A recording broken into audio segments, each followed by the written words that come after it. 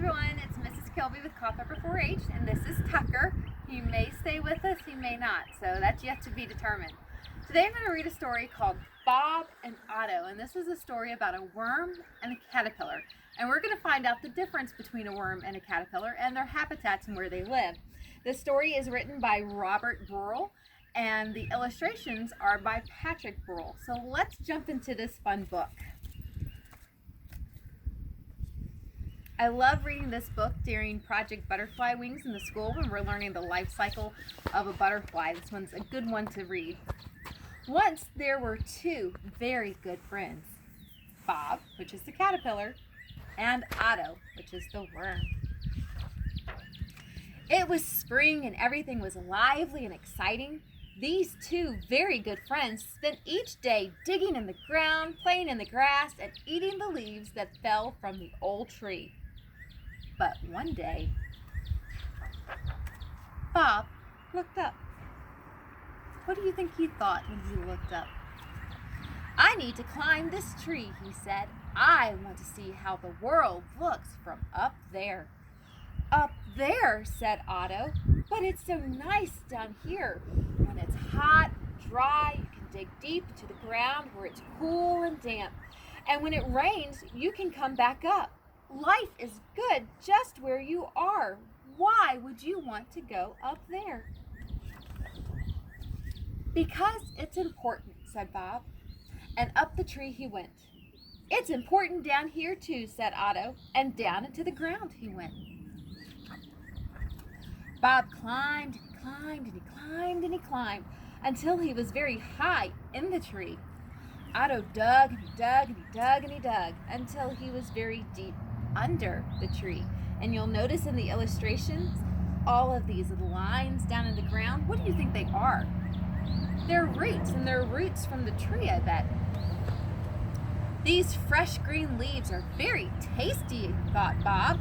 So he ate and he ate and he ate until he felt quite sleepy. "These old rotted leaves are very tasty down here," thought Otto. But still he dug and he dug and he dug until he was quite sleepy.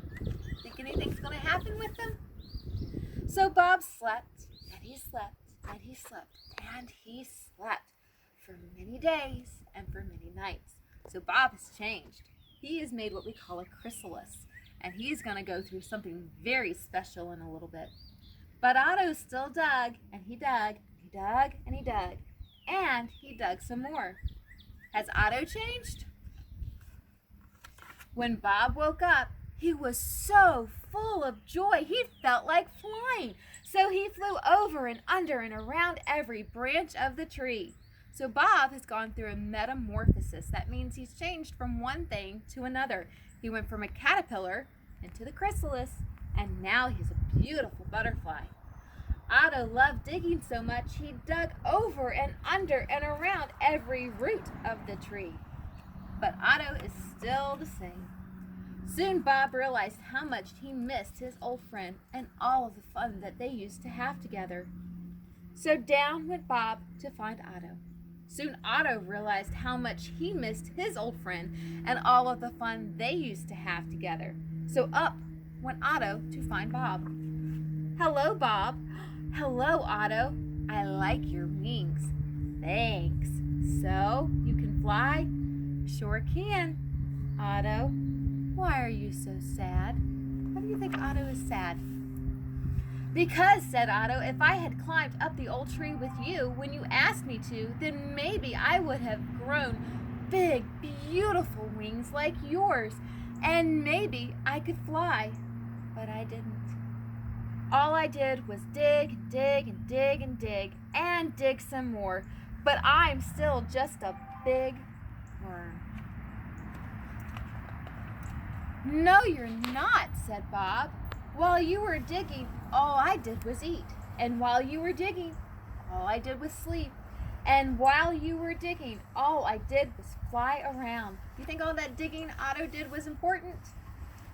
"But while you were digging, you loosened the soil so the roots could drink water, so the tree could grow tall, so the leaves would be green, so I could eat the leaves and grow wings I owe it all to you, Otto, said Bob.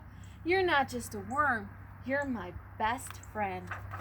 And friends are very important. The end. What a lovely little book.